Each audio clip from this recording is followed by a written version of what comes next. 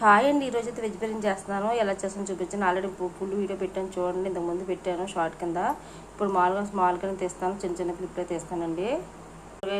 కూరగాయలు అయితే ఏమీ లేవండి. ఓన్లీ క్యారెట్ ఉంది, టమాటా, పచ్చిమిర్చి, ఉల్లిపాయ వేస్తున్నాను. ఎక్కువగా అయితే వేస్తున్నానండి మిల్ మేకర్, ఎందుకంటే ఏమి లేవు కాబట్టి. ఫస్ట్ అయితే ఆయిల్ అయితే ఇచ్చేసాను. ఇప్పుడైతే మేము అయితే ప్రాసెస్ చేస్తానండి. బిర్యానీ సామాను అవన్నీ అయితే వేసానండి. క్యారెట్, పచ్చి టమాటా అన్నీ వేసేసానండి. లాస్ట్ అయితే మిల్ మేకర్ వేస్తాను. నిమ్మప్పు అయితే ఎప్పుడు వేయండి, ఓన్లీ పక్కన మసాలా మాత్రం వేస్తాను. తర్వాత నానబెట్టుకున్న మిల్ మేకర్ బాగా పిండేసి ఇందులో వేస్తాను. చూసారు ఎంత బాగుందో.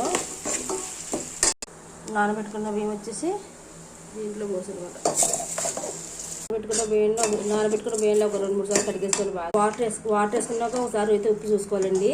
ఇదే రెడీ అయిపోయింది, వెజ్ బిర్యానీ అయితే రెడీ అయిపోయిందండి. లాస్ట్కి వచ్చేసింది.